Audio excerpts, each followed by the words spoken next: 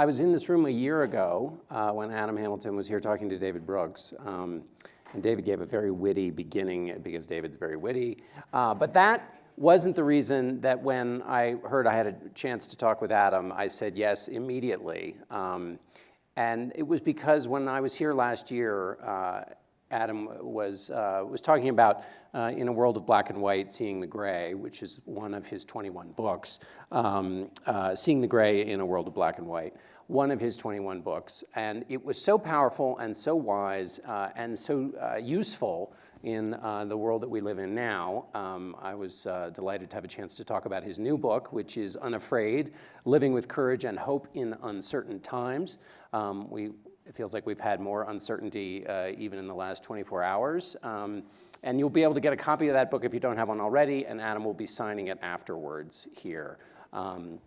So those of you who don't know, Adam is the founding pastor of the Church of the Resurrection in Leawood, Kansas, 20,000 members of that church. As I mentioned, he's written 21 books. And I'm delighted to have him here. Adam, welcome. Thank you, John. It's a joy to be with you today, and a particular joy to have a chance to spend time with you. Thanks. Yeah, we will probably have time for questions at the end, but we'll see how that goes. So, Adam, let's start. Where did this book come from? Yeah, so a regular part of pastoral ministry is helping people deal with fear. And human beings, one of our most basic and primal instincts is fear. It was designed into us as a protective mechanism. It's the reason why as a species we survive. And yet often fear takes over and we end up paralyzed by fear. We end up acting out in ways that are inappropriate or harmful because of our fears. And so as I was thinking about this, the book really began to be written during the presidential election season. 2015 during the primary season, in 2016, the beginning of the primary season, and finally the presidential election. And what I was seeing was always in politics, it's easy to go for fear. When you can make people afraid, it's a very quick way in a 30-second soundbite commercial to tell people this is what's going to happen if the other guy gets elected or the other gal gets elected. And so we were watching that, but it seemed as though in 2015, 2016, fear was raised to a whole new level. And it was fear of other people. It was fear of what was going to happen in our country. It was and it wasn't just soundbite commercials, it was campaign speeches. And it wasn't just at the national level, although it was perfected at the national level. It was happening at the local level as well. And so I was watching in our community, people's fear rising, their anxiety rising. And it felt like the right time to address the issue of fear. And of course, not just these kind of fears that come from the political situation, but also our deeply personal fears, fear about significance or fear about failure or fear of death, those kind of fears as well.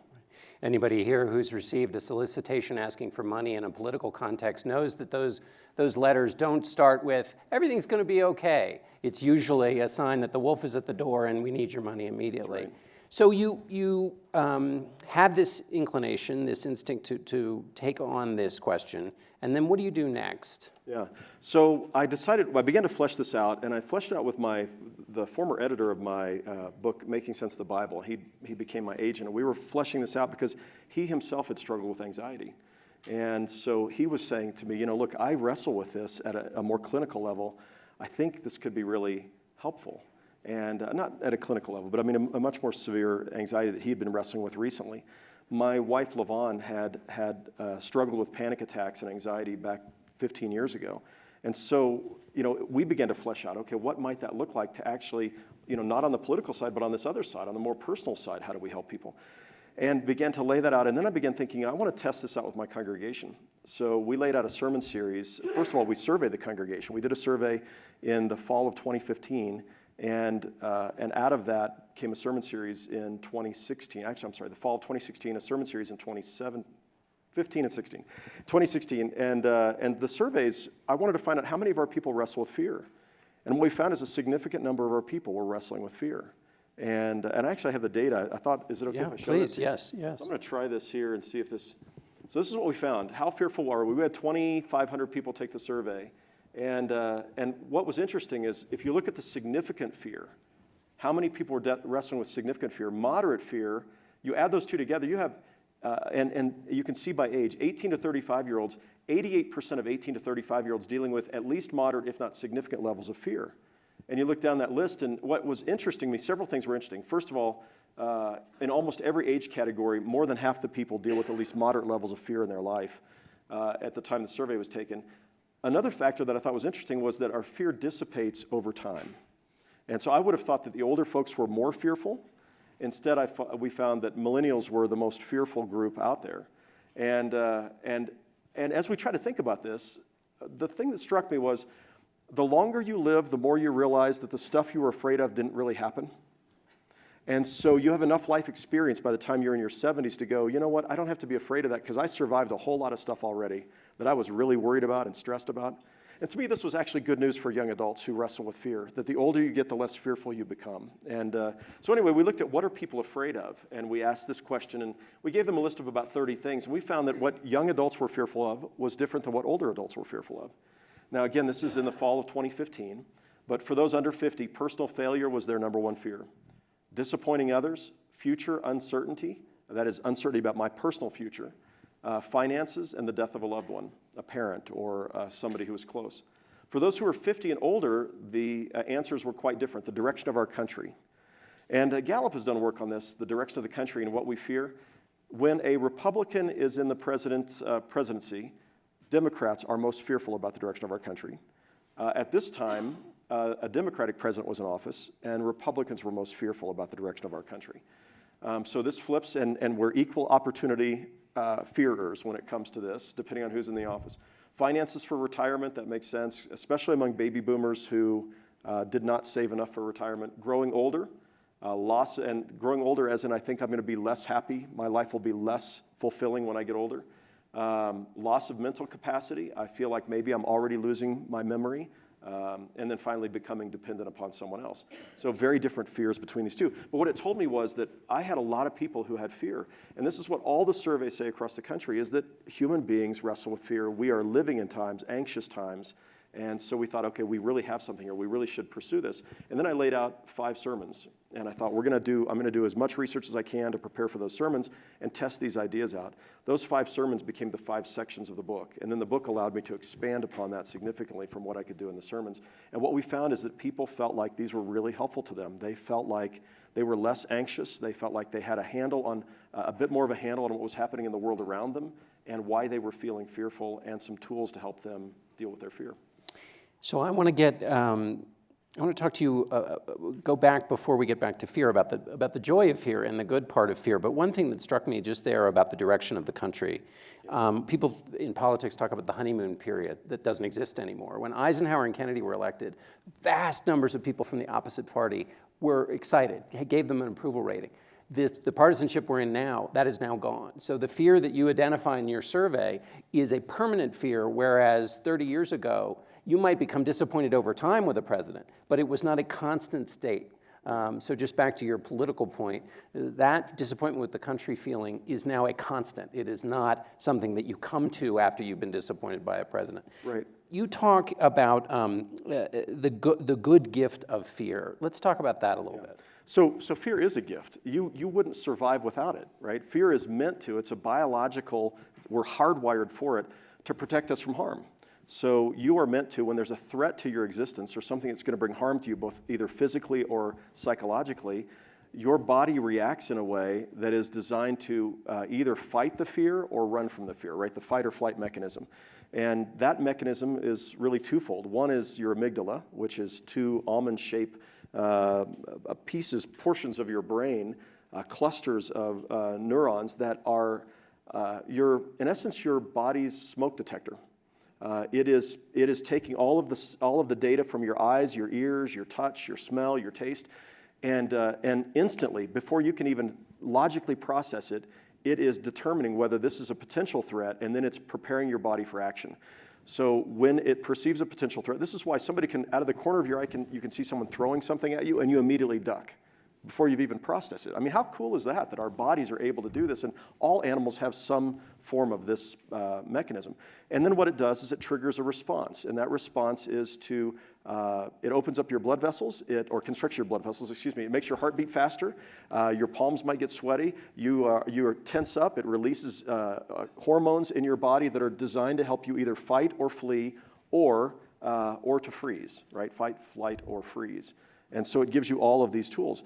That's awesome, and we couldn't live without it. Sometimes your smoke detectors in your house go off when there's no smoke, right? When there's no fire. Anybody ever have that happen where your smoke detector goes off in the middle of the night and there's nothing? Right, sometimes your amygdala does the same thing. And this is often where we talk about panic attacks or anxiety disorders. Sometimes these are going off at a time when they're not supposed to be going off. Now, there's another process that's also designed to help us and is a huge gift to us, and that is you have the cognitive ability to imagine possible threats that you have not experienced yet. So you're taking information from the news, media, from other places, and or your mind is simply imagining what bad things could happen to you. And you're constantly imagining what those things could be. So if you see clouds, you think, I better take an umbrella with me to work because it might rain today. If you see lightning, you think, I better stop playing golf because I could get killed out here. So you've got this constant imagination. Part of the challenge is that our imagination tends to run away with our fears. And so we're constantly able to imagine 1,000 different threats that could kill us today, or that could harm us today, or make us feel bad. And so it's a surprise that we're not just a quivering bundle of fear all the time with our capacity to be able to constantly imagine bad things that could happen to us. That ability to imagine bad things that could happen is also an ability to imagine that you could do something bad to me. So that fear of the other comes into play here. And again, the inputs for that are often what we're listening to. So if I listen to a radio station or I listen to news that's constantly telling me how I should be afraid of other people, pretty soon I'm going to be pretty darned afraid of other people. So anyway, it's a good gift, but we tend to, and the word psychologists use is catastrophize. Yeah, we tend to assume that everything, that the worst thing is always going to happen, and there's a lot of bad stuff, and we need to be afraid all the time. Yes, sometimes you feel like it's the revenue model of cable news. Exactly. Now, let's get a little bit more specific, though, because you did some analysis on, particularly in the political context, the ways in which the messages we hear are at odds with the data that exists, right. And the way in which it's become, and you even talked to some political folks who are involved in campaigns, the way it is a part of what gets them a result, but is actually contrary to what's actually happening. Right. So I want to address that, but I'd like to first just say I put together an acronym for fear that's aimed at giving the solution to fear. Now, there's not a solution, but throughout history, human beings have wrestled with fear. I mean, this is a common part of our human experience. And so I looked to see what have human beings done to address their fears throughout time. And there were 4 broad categories. So I'll mention these briefly, and then that's going to get to the question you just asked. So this acronym for fear, which aims to try to help you remember some tools, the first is facing your fears, and facing them with a bias of hope, faith or a bias of hope. And this faith isn't religious faith. It's faith that, somehow it's going to work out okay, or I think I'm going to survive this, or so George Michael wrote a song called Faith years ago, and the faith wasn't about religious faith. It was about he'd gotten dumped, and he had faith that somebody was going to want to love him again. It takes as much energy to imagine the worst as to imagine the best, and so we cultivate a bias of hope. The second is examining your assumptions in the light of the facts. And so we have assumptions that have been maybe given to us, or we somehow have been built into us. So we examine those in the light of the facts. That's what you're asking about, and I want to get to that in a second. Attacking your anxieties with action. So fear is meant to move you to action. And the last one is releasing your cares to God, and this is where the religious component comes in. So I want to mention this. So this slide is the occurrence of violent crime in America since 1988. In 2015, 2016, Gallup measured that Americans were more fearful than they'd been in 15 years. They were more fearful than they'd been at any time since just after 9/11 in 2016. They were fearful of violent crime. That was one of the number one things they were fearful of. Something like 80% of Americans reported that they were significantly or very fearful of violent crime. And yet, if you go to check out the facts, so if you're examining your assumptions in light of the facts, this is what you find has happened to violent crime since 1988. Since 1990, when it peaked, it's cut in less than half. So when you examine your assumptions in light of the facts, you go, wait a minute, maybe I don't have to be as afraid. But nobody wants to tell you this when you're running for office, or if you're selling security systems for your house, or a whole host of other things. We need you in order to sell this. We need you to be in a heightened state of fear. And this says maybe you don't have that much to be afraid of. I have a friend who lives in a gated community. He's in his early 70s. He lives in a gated community, and he recently got gun training and got a gun. And I'm not sure what all was behind that for him, but I know for many people who are purchasing weapons, it's because they're afraid. But in this suburban community, gated suburban community, if you looked at the violent crime rates in his community, they're virtually nil. Almost all violent crime, most violent crime is happening in the inner city, and it's happening among young African-American men who do have a reason to be afraid. But when you talk about suburban 70-year-old white men in a gated community, probably not a lot for me to be afraid of. So it's, once you examine the facts, you find it sort of changes your fear factor. At least that's one factor. And therapists talk about this as cognitive therapy. It's actually gaining information that will help you not be quite so afraid. We've seen that more recently on the claims that MS-13 is using families to come into the United States. 0.02% over the last 15 years have been in any way related to MS-13 in the families that were coming across the border. That's exactly right. Let's talk about facing your fears now that we've taken care of examining in light of the facts. Yep. So I want to mention, as we talk about facing our fears, one of the things that, and I loved Eleanor Roosevelt has this quote, she says, "You gain strength, courage, and confidence by every experience in which you really stop to look fear in the face. You're able to say to yourself, I lived through this horror, I can take the next thing that comes along." Now, some things you're not meant to look fear in the face. Like, I don't think you're meant to pick up rattlesnakes just to see if you can quell your fear of rattlesnakes. You're meant to be afraid of them, right? Fear is supposed to cause you to be cautious about some things. But for many things, we allow fear to keep us from actually living. I mean, the best part of life is taking risks. I remember the night before I got married, I was terrified. My mother had been divorced. My mom had been divorced several times. My parents had divorced. I was afraid, and I had good reason to be. It was the week after high school graduation, which is like a really stupid thing to do, but we got married the week after high school graduation. But Levon and I have been married 36 years now, and I think how much I would have missed out on if I had decided that I was going to give in to my fear and to not do that. Or, I started a church from scratch, a United Methodist Church from scratch, and everyone was telling me all the reasons. There's 20 reasons why it shouldn't have worked, and it had a good chance it wouldn't have, but it did, and I might have missed that. And it's true for you and the career you've taken and everyone else. Most of the best things in life that you do required some measure of risk, and if you gave into the fear, you would have missed out. I think about skiing down the mountains here, and I love to ski, but you get that thing that says if you break your neck or you're paralyzed, it's not on us. And you have to sign that, right, before you get on the ski slopes.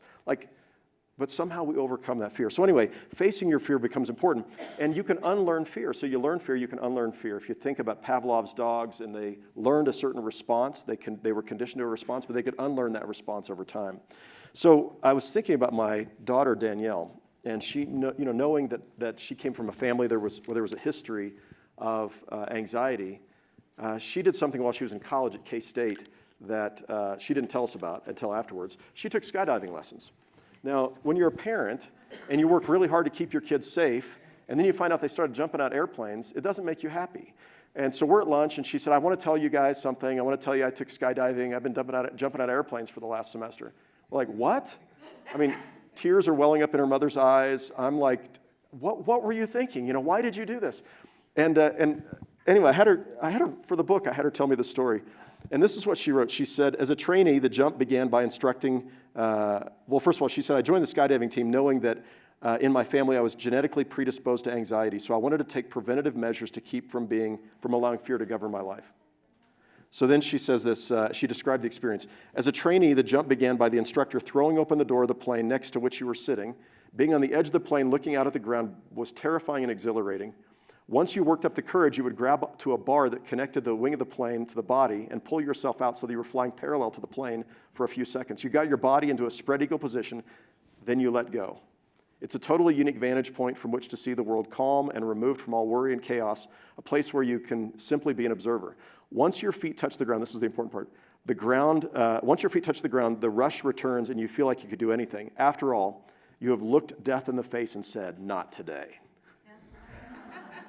And there's something about that, facing your fear and conquering it. And so, you do that little by little. An NPR story several years ago had a journalist whose daughter was afraid of roller coasters. And so he takes his daughter out. She's, 9 years old or something. She takes her out on a kiddie roller coaster and I think bribes her to ride the roller coaster. She's terrified. And she gets off and she's like, well, that wasn't so bad. So they go on the next one. terrified. They go on, finally they end up on a double looping, upside down roller coaster at Six Flags with a 3D thing connected to your face while you're doing it. And she's, I don't want to do it, Dad, I don't want to do it. And she gets off and she's screaming. He records the whole thing on his phone. She gets off and she's screaming, she said, that was awesome. She said, I'm a different person than I was 5 minutes ago. But it's a picture of what therapists call extinction. You're extinguishing the fears by facing them little by little. And that's just that's just one strategy. There's a whole bunch of them, but that's that facing your fear with faith. And I want to put a finer point on this idea of strategies, because what's so helpful in the book is that this is not just an illumination of why we are afraid in uncertain times, because I think for some people that would be an intuitive point they wouldn't need much explaining on. But what you're really outlining here is a practice, is a habit of behaviors, sometimes breaking the habit, breaking the fear habit. And in inserting new habits that are a part of a daily practice. Right. So we face the fears, examine them in light of the facts. What's the A? Yeah. So the A is attacking your anxiety with action. Fear demands action. That's why you have this response built into you, is it's meant to provoke you to do something in response to the fear. But before we do that, I do want to share one more of the places where you examine your assumptions in light of the facts. Actually, two places. So when you get facts, it really helps a lot, this cognitive side. So one of those was a chart that I had here. And it's interesting, most adults believe that the older you get, the less happy you'll be. So there is a sense in which the happiest you're going to be is in your 20s, and then you're a little less happy in your 30s, and you're a little less happy in your 40s, which actually is true. And in your 50s, early 50s, nationally, there is a trough at your low 50s. In marriage, it usually happens after you have children, and then when they're teenagers, you hit the trough, and then you start coming out. But overall, when you're in your 50s. But an interesting thing happens, and so I want to show you this. Let's see if I can go backwards. Wrong way. So this chart right here. This chart is self-reported well-being on a scale of 1 to 10, and it was taken by Nielsen. And you'll notice that the high point to begin with is 18 to 21, so we start and we're pretty happy then. We hit a trough, we hit the low point between 50 and 53. I'm pretty excited about this because I'm 53, so my life is about to take off, and I feel pretty good about that. But I want you to notice the happiest people in the survey. Somewhere around age 69, you surpass how happy you were when you were 18 to 21. Your sense of well-being. This isn't true for everybody, but it's true for more people than it's not true. And the people who reported the highest level of well-being were in their 80s. And so once more, when you know that information, you go, well, maybe I don't have to be so afraid of growing old. I mean, that's one of the big fears we have is growing old. The Buddha had this great fear of growing old. And yet somehow when we understand this data, we maybe can find that there's more joy there than what we realized. So another example of this is Alzheimer's. How many of you in this room have wondered at some point whether you had early onset Alzheimer's? Be honest. All right. So when I ask, that shows that there's quite a few younger people here. But for most people over 50, we have thought that, and we've maybe said it to some. I'm afraid I have early onset. So when you do the data, you do the study, you find that of people under 65, only 0.24% have early onset Alzheimer's. So yes, you're forgetting things, but it's not early onset Alzheimer's. You have a 99.76% chance that you do not have early onset Alzheimer's. All right. So I'll come to that slide in a minute. So when we talk about attacking your anxieties with action, I was here last year at the Aspen Ideas Festival, and I went to the tent where they'll check your body mass, your weight. How many of you have done that so far? All right, if you haven't yet, you should do it. So they do your blood test. All of my measures were bad. I was overweight by 20 pounds. My cholesterol was horrible. My triglycerides were bad. My body mass stunk. It was all bad. My skin test was fine. I didn't have any bad skin stuff, but all the rest of it was bad. I did another test when I got back to Kansas City, and they do this thing where they scan your arteries. It was not good. And I felt anxiety about, I want to be here for my granddaughter. She's 4 now, and I'm afraid I won't be. And so for a while, I didn't do anything about it. I just lamented in the fact that I was afraid I was going to die early. And then I thought, I have to do something about it. Downloaded the 7-minute workout app on my phone. I began working out. I began eating better. And I lost 25 pounds in the last year. And I went in there yesterday and got my blood work done, and my cholesterol was great. My triglycerides were great, all that. But see, I was paralyzed and stuck for a while. And then I finally my fear was meant to move me to do something about the fear. So I think about the kind of fears. So a whole section of this book is about fear of the other and how easy it is for us to become afraid of the other. And this isn't just something that conservatives deal with. It's something that progressives deal with too. So it's something that every race deals with, every culture, every religion. There is an inherent fear of those who are different from ourselves. Today, progressives are really afraid of Trump supporters and Trump. Conservatives at one point were really afraid of Obama. And so those fears, and so what we find is to attack your anxiety with action when it comes to fear of the other is to get to know the other. So I was thinking about this, and that's the picture you saw a moment ago. But, 1950s, you've seen this picture before. What was this about if it wasn't about fear? And fear leads us to put somebody else in their place and to make sure that we have the power, right? So fear leads us to do horrible, horrific things. How do you address the fear of the other? And what we found, so in Kansas City, we've been working on trying to bring racial justice in Kansas City. We're the 13th most segregated major American city.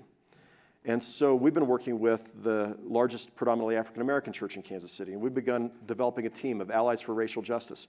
We get together for fellowship. We go to baseball games together. We get together for seminars. We get together for, to eat together, to have ice cream. We get together to share each other's stories. We have hundreds and hundreds of people getting together. And what happens is when I get to know you and you get to know me, I'm no longer afraid of you. And I'm no longer afraid of people who look like you. We had an iftar dinner during Ramadan. And at the iftar dinner, we invited members of the Muslim community to sit at table with members of our congregation and members of the community at large. And we sat and we ate dinner together at 9 o'clock at night after the fasting was done for the day. And there was something that happened to people when they sat down and they broke bread together that changed them. Often our assumptions that we have about the other people are changed when we begin to address our anxieties with action. And so I give lots of examples of this in the book, but this action step becomes a really important piece of how we deal with our fears. Should we go to R while we're on the... Sure, let's talk about R. So, by the way, before we go to R, I do want to give you one more picture, and that is this woman right here. So her name is Barbara Gatlin, and Barbara has given me permission to share her story. She's a member of our congregation, and she has really struggled with depression and anxiety in her life. And she's been on medication. She's done a whole host of things to address this. She began volunteering we take service trips around the world. And those service trips are not so much about, well, we're the people who are going to come and help you. We're the people who are going to come and we want to learn from you and we just want to hang out with you. And yes, we're going to drill boreholes, wells, and we're going to build houses, and we're going to build schools. You tell us how we can help, we want to help. But mostly we want to just come to know you and get out of our bubble and actually spend time with people in a different part of the world. So Barbara began doing that about 10 years ago. And this is a picture from her last trip to Africa where I think this is where we were drilling boreholes.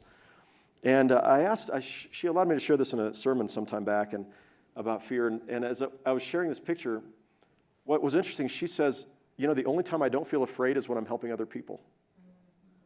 And this is what positive psychology teaches, right? Positive psychology says that if you actually stop to help people and you take your eyes off yourself and you focus on other people, it helps you.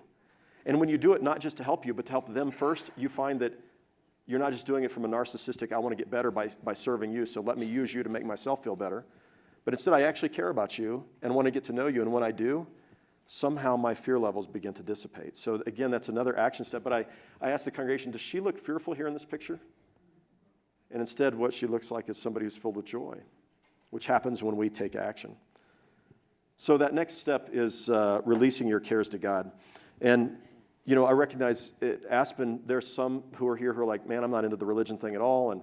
And yet Aspen invited me here because I'm a pastor, so I'm like the token Christian pastor, religious figure here. So I think the thing I'd remind you of is, throughout history, in every culture, in every civilization, people have wrestled with fear. There are hundreds of mentions of fear and anxiety in the Bible. 140 times, 140 verses in the Bible say something to the effect of, don't be afraid, this is God speaking, don't be afraid for I'm with you. Long before we had Xanax and Zoloft, we had prayer and meditation and scripture and worship and singing to God and walking outside and just saying thank you. And what we find is if we eliminate that part and we just have the rest of it, those are all really, really helpful. But my experience has been that when when I can help people be able to say, okay, maybe there is a God. And I can imagine that there is no God and I'm all by myself and the world's going to hell in a handbasket and it's never going to get any better. Or I can imagine that maybe, just maybe, when I look up at the stars, there's somebody who imagined all of those and called them into existence. That someone is with me all the time, not making everything all better all the time. This is one of the misunderstandings that many religious people cultivate and have, and that is that God's job is to be the genie who makes everything okay all the time. But you can't really believe that if you take the Bible seriously. If you're a Christian, the central figure of our faith was tortured to death at the age of 33. Hardly a picture of a religion that promises that nothing bad is ever going to happen to you. And all of the apostles, save one, were put to death for their faith. So Christianity is not a religion that says, gosh, if you just believe hard enough, no bad things are going to happen. It says no matter how bad things are, the worst thing is not the last thing. And there's always hope. And there's someone who's going to walk with you. And you turn to that someone. And it's not that God instantly solves all your problems. It's just that God says, look, I'm not going to leave you and I won't forsake you. And no matter what happens, I'm going to be with you. And there's something to, and so, we talk about, in the book, I give like little things you can try, like breath prayers. Breath prayers are a spiritual discipline taught by the Desert Fathers, I think, and back in the 4th and 5th century. And these were like a simple one-sentence prayer like, I know you're with me, or the Lord is my shepherd, or help me to trust you, or I won't be afraid. But it's something you could say in one breath, and you repeat it over and over again. It's like a mantra. And somewhere along the way, that begins to sink into your heart. Or sometimes it's reading scripture before you go to bed. I as a pastor, I deal with people. And by the way, the book I wrote is like 20 pastoral conversations. Like if you came to my office and we were going to talk about fear, I tried to write it like, grab a glass of iced tea and let's just sit and have a conversation about this. But this fear factor when it comes to faith, that something happens for people when they are meditating upon scripture, or they're thinking about these positive ideas, or they're imagining that God is actually with them and by their side, and that the worst thing isn't the last thing, as Frederick Buechner has said, and that there's always hope. And so this idea of releasing our fears to God, and you've a couple of scriptures you may have heard. Joshua 1:9, be strong and courageous, do not be frightened or dismayed, for the Lord your God is with you wherever you go. Not that nothing bad's going to happen, but he's going to be with you no matter what. Or I love this one, Psalm 23, you probably know this one. Even though I walk through the darkest valley, or through the valley of the shadow of death, I will fear no evil. Why?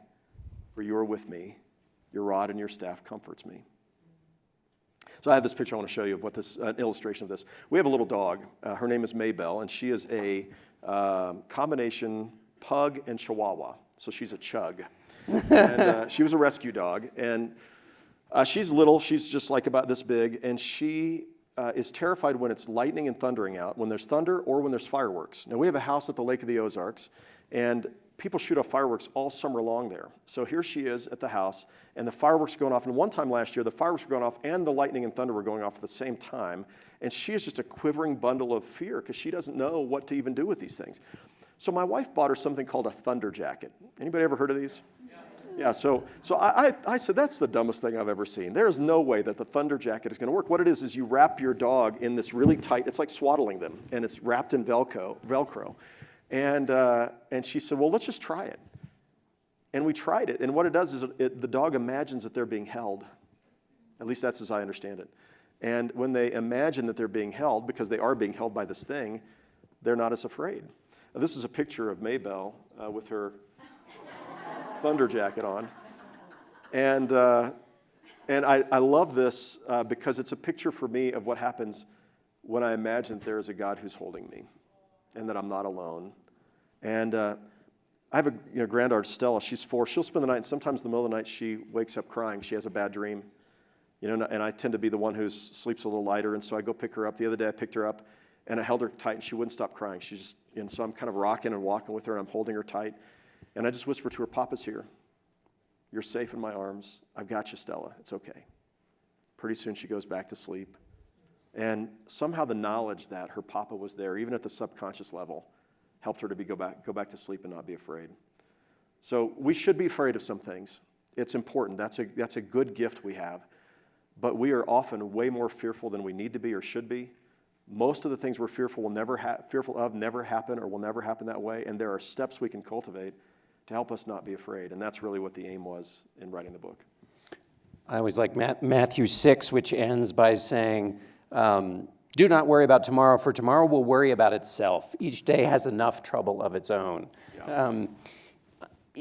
But what you're talking about is not just, I can imagine, and tell me if this has been your experience, people, when it comes to faith, whether it's Christianity or any other, they think, well, you're just quoting little phrases to me. That's not very helpful. Yep. But what you're suggesting is, again, like all of the elements of FEA are, is you're suggesting a practice, a habit that you make a part of your life, so that in times when you're not fearful, you're working on that, so that in times where you are, it has more sustaining power. Do I have that right? That's exactly right. It's like exercising. You know, if you're going to need strength and you haven't exercised at all, to do some push-ups right before you need your strength is not going to help you very much.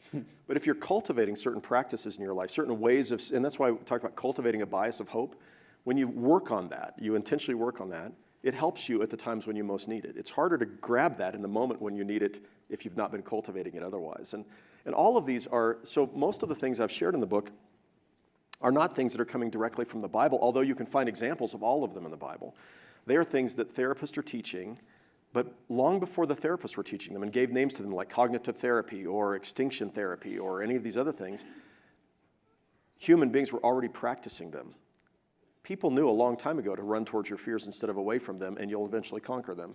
It didn't take a therapist to say that. The therapists have captured the combined wisdom of the ages. And that's what I tried to do in the book, is to try to capture some of these age-old things. Now, it's not that medication also isn't important sometimes. So when it comes to anxiety, and you have clinical anxiety, you're probably going to need, Zoloft or something to help you for a time, and then gradually maybe less and less of that. But there's other things in addition to that that are really important. It's not enough usually just to give somebody a pill, and that's going to solve their anxiety problems. And for most of us, there's some level of fear constantly. So, some of the fears in here are about, fed by social media. There's FOMO, the fear of missing out. Fear of missing out leads people to do stupid things when they get to be my age. Like thinking that maybe if I had a different somebody that I could sleep with, I'd finally be happy. And what if I'm missing out on what real great sex should look like? So maybe it's okay to have something else going on the side. Or there's 1,000 examples of ways that we feel anxiety, and that leads us to action that's not always helpful. And so cultivating those practices is important. And these four are the four most important common practices people have used throughout the ages to live with courage and hope in uncertain times. And the subtitle of the book is because we are living in uncertain times. Every day there's another news story that's out there that can leave us being fearful. There's another shooting that happened somewhere yesterday, in a newspaper. There's no shortage of these kind of things, and we get our news more frequently, right? I didn't wear it here because I didn't want to go off while I'm sitting here, but my iWatch. And I try to listen to both sides of the media, so I've got Fox News and MSNBC and CNN and NPR and all of these stations, and every time there's breaking news, my watch vibrates 4 times. And so throughout the day, I'm going to find 4 horrible things that happened on 4 different stations. I get 16 notices throughout the day that something really bad happened. Well, how can you not be afraid if you don't have some way to put that in perspective and some habits that you've cultivated to help you with that?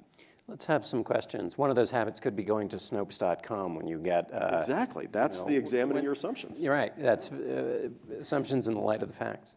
Yes, go ahead. Oh, yes, a mic is heading your way. Be not afraid. Thanks. So this is a question for both...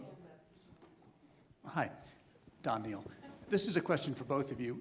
The genetic predisposition to fear seems to be fueling the media, as it always has, overwhelming us with bad news. And I'm curious maybe why you don't program your watch for good news, for example. Yeah. And so do you think that genetic predisposition is so strong and there's nothing counterbalancing that allows us to seek good news? And is there any evidence, John, in your experience, where the media or a source of content is trying to counterbalance this?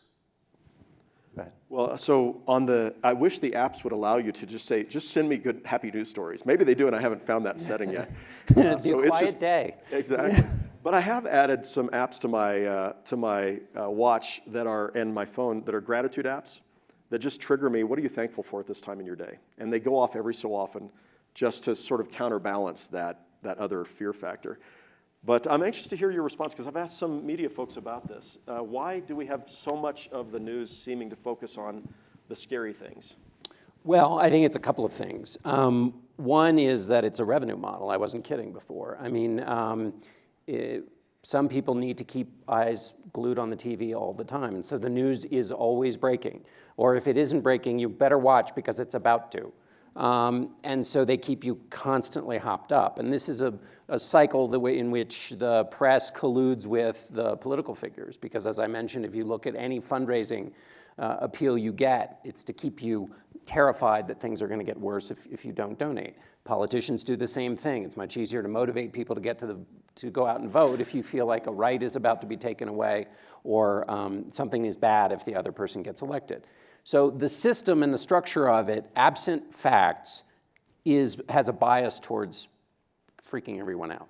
Then you have the actual facts, which are frightening, and just in the reality of the moment. So there is actual news that is concerning, and so that combination creates and then if you have the fact that it is, as you mentioned, with your watch, you can't go through an airport or a deli without seeing a screen that is sending you those messages.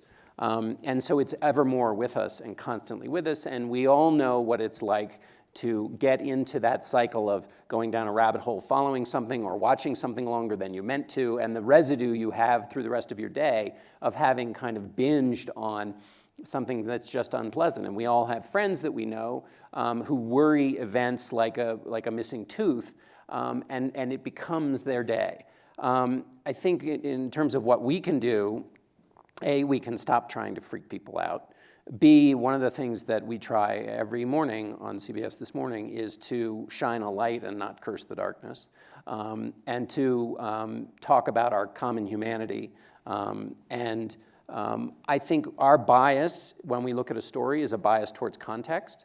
And so to take any news event, usually one of the important functions of the news is to give people some sense of control over their lives, exactly what Adam is talking about. So facts in the light of your fears. And so if we know that politicians are trying to freak people out, or if events are scary, the antidote, as far as our job is concerned, is to give people control. And that usually means context. So is what's happening now worse than before? Or has the country been through these kinds of things and there are pathways out of it? If this is a bad situation, who's in charge? Are they going about remedying the situation in the right way? And if not, what are the remedies that aren't being tried, and what are the action steps necessary to create those and implement those? All of which gives citizens control over the moment. But the key there is context. The key there is explaining why something's happening, not just that something has happened. And so that's the way I try to do my job, and I think the way we try to do it at CBS. But just follow up, is there any genetic predisposition to positive news? I mean, the amygdala, does that overpower? Did God program us with something that seeks the best in us? And like I look at Bhutan, or you look at another culture where it's the opposite of us in so many ways. And I'm curious from a faith standpoint, why we don't have more of a predisposition to consume and desire positive news. Right. Well, I would just, on the specific wiring of our bodies, I've done some work on the way in which our attention is shredded by these devices, our news, our cares, our worries. And so I've talked to some doctors who, and they've done this in Tokyo, in Japan, it's now prescribed to people, something called forest bathing. And the idea is essentially, get thee to nature. And what happens is literally all the wiring that iPhones have used and Facebook and cable news have used to hijack your brain and keep you worried, nature works it the opposite way. It hijacks your brain, gives you that sense of wonder, gives you that sense of openness, possibility. A lot of time people talk about feeling a sense of God there, and they want to correspond with that. So to the extent that there's hard wiring, it's not necessarily to help you pick like crab meat out of a crab, the good news from the news cycle, but it is get yourself out into nature, and that hardwiring will work for you. Yeah, and I would agree with this, that the things that are meant to counterbalance our fear and to balance that out, we're not doing enough of. And those are also spiritual habits. So and some find their spirituality in walking through the mountains or the forest, but it's being outside, it's being with other people. Today we have more young people who are struggling because they're interacting with their phones more than they are human beings. And so that's creating an increased level of anxiety. But the things that help us not do that, that are designed, and includes prayer and a whole host of other things, but are designed, community eating meals together, to counterbalance our fears, we're not doing very much of, and instead we're doing a lot more than we ever used to. Like, which of us grew up watching 24-hour news? It didn't exist when I was growing up. You didn't have an internet where the moment you turn on your browser, it instantly goes to a news page. You didn't have all of these things. Or another example of this is advertisements for drugs, which is a recent innovation. And there's something like 100 advertisements for drugs every day telling you both about something you didn't even know you had that now you're supposed to ask your doctor if you have, and then the side effects make you scared by the time you think of that. So we are constantly feeding ourselves. It's like we're giving adrenaline to our amygdala, and the things that are meant to calm us, we are no longer doing enough of. Yes. Tanya with Girls Who Code. I'm curious to hear your perspective. I think we're living in this time of fear and uncertainty, but a lot of those fears and uncertainties are really amplified for communities of color, LGBT communities, et cetera. And so how can we support those communities without, diminishing or invalidating the fears and treating them the way, handling them the way we might handle them, or I might handle them as a white woman living in Manhattan? Yeah, I think that's good. You may have an answer. Mine would be that we come alongside people. So that's what we've tried to do in Kansas City, is breaking down the racial barriers, breaking down the religious barriers, coming along and saying, and I was at a mosque in Kansas City a couple of months ago, and I actually went to their Friday prayer service, and I said, and they introduced me as the pastor. They all knew our church. We're at this huge congregation. And I said, I just want you to know that our congregation is standing with you. So to the degree that you can know that we have a group of people who say, we're praying for you and we're standing with you, and if somebody harasses you, we are hoping that you will call us because we want to be there with you. And so I think there's something to coming alongside people who are, and standing up. The scriptures talk about speak up for those who can't speak up for themselves. And so there's something about being able to do that. But I find so often we, in our attempts to do justice or our attempts to rectify a wrong, sometimes we can actually increase the level of polarization and fear because we give only one side of the facts too, and we make the other side sound worse or more scary than they really are. And so even those of us who are trying to do that, if we're not careful, we actually increase the anxiety. Now, there's a time that you need to increase anxiety. Like if there's something that's really, fear is supposed to move us to action, and there's times to do that. Unfortunately, I think part of what you're supposed to do as a leader, if you're a leader in industry or business or religion or politics, is your task is to try to figure out what are the things we really do need to get people hopped up about, to use your language, and help them to act. And when are we supposed to tamp down the fears, like you talked about, with putting it in some kind of perspective? I mean, an example of that is you're 5,100 times more likely to die in a car accident than you are at the hands of a Muslim extremist in America. But we all get in our cars and we don't think anything about it. And yet, the fear of Islam is something that permeates so much of our society. Yes, question here. Following up on that, what you said about fear being good and motivating you to action, some of us of my age group, a thing I worry about is things like global warming, extinction of species, what we're doing to the planet. And it's so far in the future, it's not on the common radar. Yeah. And that's the problem we have. That's exactly right. How do you motivate people to act if they're not afraid of something they should be afraid of?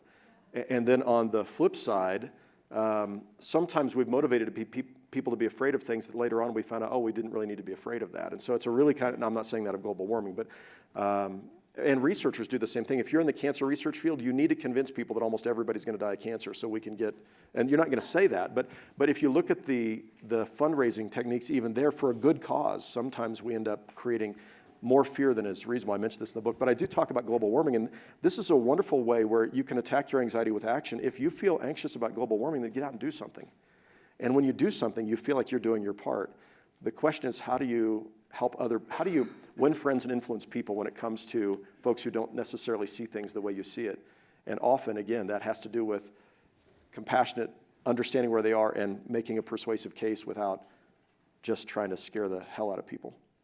This is the last one, very briefly, right here.